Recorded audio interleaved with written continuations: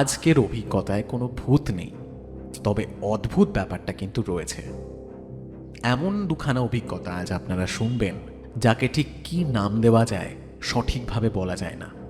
প্রশ্ন একটাই উঠে আসে, সব কিছুই কি কোইন্সিডেন্স, নাকি অন্য কোনো ব্যাপারও থাকে?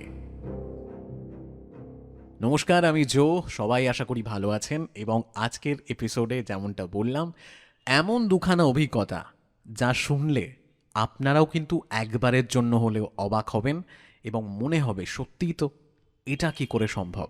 আজ আমি আপনাদের সাথে শেয়ার করব দুজনের এক্সপিরিয়েন্স, একজন শৈবাল এবং একজন অম্বালিকা।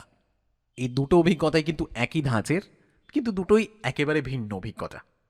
ঠিক কী কী ঘটনা ঘটেছিল সেটাই শোনাবো, তবে তার আগে যদি আপনি আপনার জীবনের যে কোনো রকমের এক্সপিরিয়েন্স আমার সাথে শেয়ার করতে চান, খুব সহজেই সেটা করতে পারেন। আপনাকে শুধু লিখতে হবে অথবা রেকর্ড করতে হবে, তারপর সেটা পাঠাতে হবে আমার ফেসবুক পেজে। আর না হয় আপনি মেইল করতে পারেন আমার ইমেল অ্যাড্রেস storywithjoe@gmail.com। তাহলে চলুন আজকের এপিসোড শুরু করছি। প্রথমেই আমি আপনাদের শোনাবো শৈবালদার এক্সপিরিয়েন্স।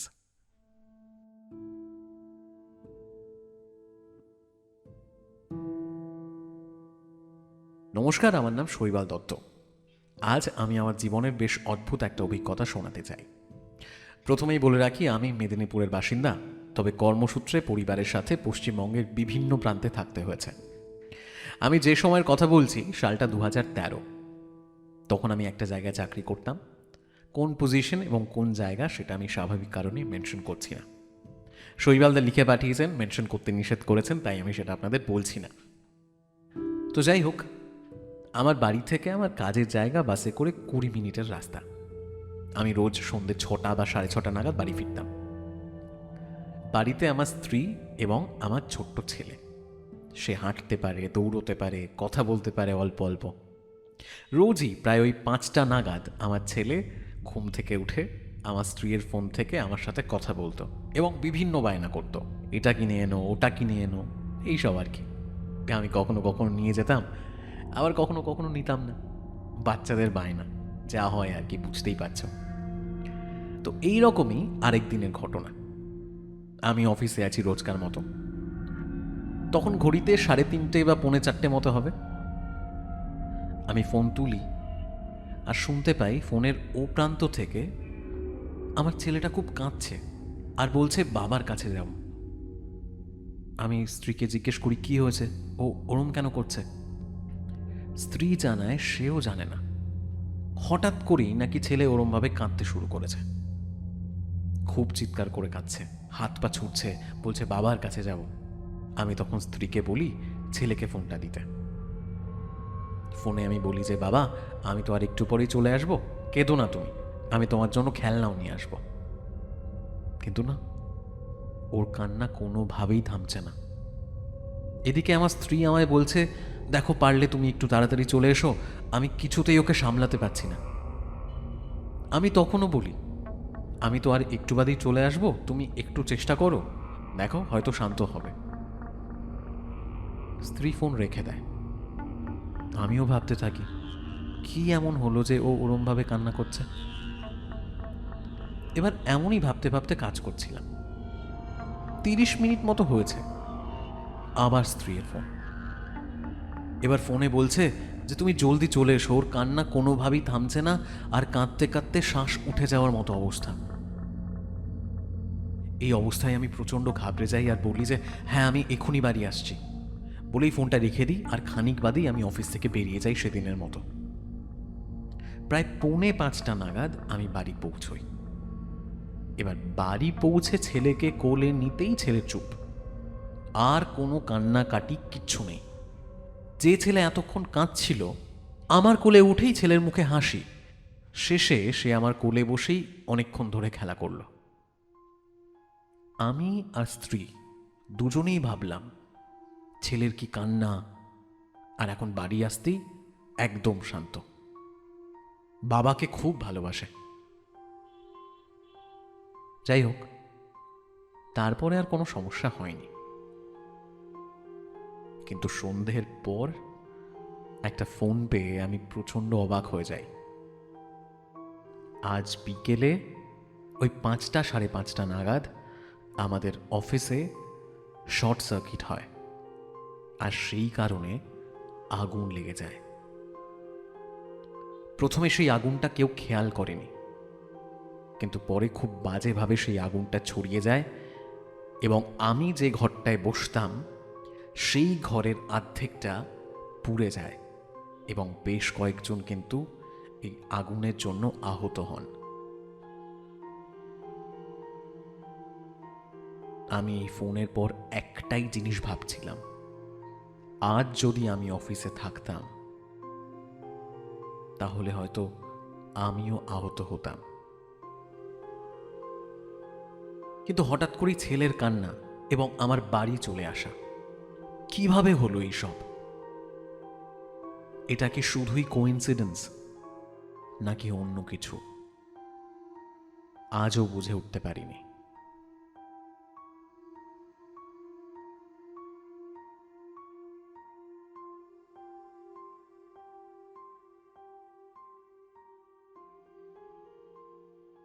শৈবালদার ছেলের হঠাৎ করেই খুব কান্না, তার সাথে শৈবালদার বাড়ি ফিরে আসা এবং তারপরেই খবর পাওয়া যে তার অফিসের জায়গায়, তার কাজের জায়গায় আগুন লেগে গেছে এবং অনেকেই আহত।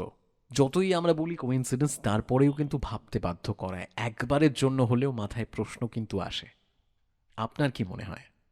অবশ্যই নিজের মতামত কমেন্ট সেকশনে জানান। আমি শিওর এই অভিজ্ঞতাটা আপনাদের বেশ ভালো লেগেছে। চলে যাব আজকের পরবর্তী অভিজ্ঞতায়, অম্বালিকার অভিজ্ঞতায়। এবং অম্বালিকাও খানিকটা এইরকমই একটা এক্সপিরিয়েন্স শেয়ার করেছেন, তবে একেবারেই অন্য রকমের অভিজ্ঞতা। ঠিক কি হয়েছিল অম্বালিকা এবং তার পুরো পরিবারের সাথে, চলুন শুনিয়ে ফেলি।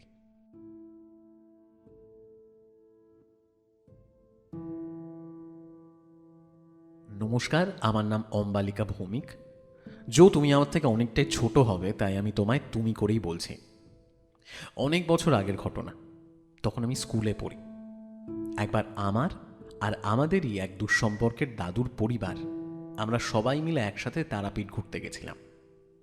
আমরা তারাপীঠে সন্ধ্যে নাগাদ পৌঁছই। তো সেই রাতটা আমরা একটা হোটেলেই কাটাই এবং পরদিন সকালে মন্দিরে গিয়ে মায়ের দর্শন করি। তারপর আমরা সবাই মিলে ওই মহাশ্মশানের দিকটায় ঘুরতে যাই। তখন কিন্তু শ্মশান বা মন্দিরের জায়গাটা এখনকার মতো ছিল না, সে অনেক বছর আগের কথা। তো যাই হোক, আমরা সেই শ্মশানে ঘুরছি। আমাদের মতোই আরও অনেক লোকজন সেখানে ছিলেন এবং তারাও এদিক ওদিক ঘুরে ঘুরে দেখছিলেন। এবার ওই শ্মশানেই অনেক সাধুরা থাকেন। অনেকে ধ্যান করছিলেন, অনেকে এমনি বসেছিলেন। এবার আমরা যে রাস্তা দিয়ে হাঁটছিলাম তার পাশেই আরও একজন সাধু বসে ধ্যান করছিলেন। আমি কিন্তু ওনার দিকে তাকিয়ে তাকিয়ে হাঁটছিলাম। হঠাৎ করে তিনি চোখ খোলেন এবং খুব ভারী গলায় আমার সেই দাদুর দিকে আঙুল তুলে বলেন যে, তোকে 10 টাকা দিতে হবে। অত জোরে আওয়াজ শুনে আমি একটু ভয় পেয়ে গেছিলাম। তখন দাদুও ওই সাধুর কথায় উত্তর দেন। দাদু বলেন, আচ্ছা খুঁজে আনছি। সাধুও এরপরে বলেন যে, হ্যাঁ হ্যাঁ খুঁজে নিয়ে আয়, যা যা। আমরা সেই শ্মশান থেকে বেরোই এবং আবারও একবার মন্দিরে প্রণাম করে বাড়ির উদ্দেশ্যে রওনা হই। আমরা নিজস্ব গাড়ি ভাড়া করেই গেছিলাম। সেই গাড়ির মধ্যে বসেও দাদু বলছিল সেই সাধুর কথা। বলছিল লোকটা মনে হয় পাগল, তাই টাকা চাইছে। আমরাও শুনছিলাম সব। যাই হোক, গাড়ি তো বাড়ির রাস্তায় এগোচ্ছে। এবার একটা অদ্ভুত ব্যাপার হয়। আমরা তো সেই সকালবেলা মন্দিরে দর্শন করে বেরিয়ে পড়েছি। কারোর কিছু খাওয়া হয়নি, ব্রেকফাস্টও করিনি, কারণ আমাদের সাথেই পাউরুটি, জ্যাম, চিড়ে ভাজা এইসব ছিল আর কি। তাই আমরা গাড়িতেই ওসব খেয়ে নিই। কিন্তু বেলা বাড়তে লাগে, এবার আমাদের লাঞ্চটা কোথাও করতে হবে। কিন্তু যত জায়গাতেই আমরা থেমেছি, কোনো হোটেল, কোনো ধাবা, কোনো রেস্টুরেন্ট, কোথাও কিন্তু খাবার নেই। কোথাও আমাদের বলা হচ্ছে যে আজকে এখানে প্রাইভেট পার্টি, অন্যদের জন্য বন্ধ। আবার কোথাও নাকি এখনো রান্নাই হয়নি। আবার কোথাও নাকি খাবারই শেষ। এমন একটাও জায়গা পাওয়া যায়নি যেখানে খাবার পাওয়া যায়। শেষে একদম সন্ধে নাগাদ বাড়ির কাছাকাছি এসে একটা ছোট্ট হোটেল পাওয়া যায়, যেখানে খাবার আছে, তবে 3 জনের মতো খাবার হবে। শেষে আমি, মা আর দিদা, আমরা 3 জনেই শুধু খাবার খাই, বাকিরা কেউ খায় না। তখন থেকেই একটা জিনিস খেয়াল করছিলাম, দাদু কেমন যেন চুপচাপ। যাই হোক, আমরা বাড়ি ফিরে আসি। এবার বাড়ি ফেরার 3 দিন বাদে দাদুদের বাড়িতেই আমাদের নিমন্ত্রণ ছিল। আমরা সবাই সেখানে যাই এবং সেদিন কথায় কথায় দাদুও তারাপীঠের সেই সাধুর কথা তোলেন এবং দাদু আপন মনেই বলেন যে সেদিন ওনাকে 10 টাকা দিইনি, আমি মজা করে বলেছিলাম যে টাকা খুঁজে আনছি, তাই সারাদিন হয়তো এই কারণেই আমরা খাবার পাইনি। মেয়েরা পেল, অথচ আমি, তুমি, মানে আমার বাবা এবং তার সাথে আর এক কাকা, তারা কিন্তু খাবার পায়নি। ব্যাপারটা শুনতে অদ্ভুত লাগলেও একবার ভেবে দেখার মতো। সত্যি তো, এমন কি করে হতে পারে রাস্তায় এত হোটেল ধাবা পড়ল, অথচ কোথাও নাকি খাবার নেই? এমনও কি হতে পারে? নাকি সবটাই অন্য কোনো ব্যাপার?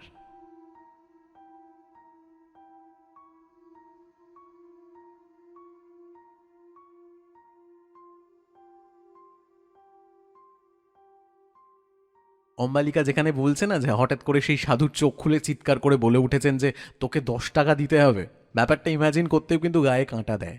জানি না এটা কি সত্যি অন্য কিছু নাকি কোইন্সিডেন্স, কারণ এটা তো একেবারেই সম্ভব নয় যে আপনি বাড়ি ফিরছেন এবং স্বাভাবিকভাবেই রাস্তাতে প্রচুর ধাবা, প্রচুর রেস্টুরেন্ট, প্রচুর হোটেল থাকে, কিন্তু কোথাও যদি খাবার না পান আপনি, এমন তো হতে পারে না 10টা হোটেলের মধ্যে একটাতেও খাবার পাচ্ছেন না।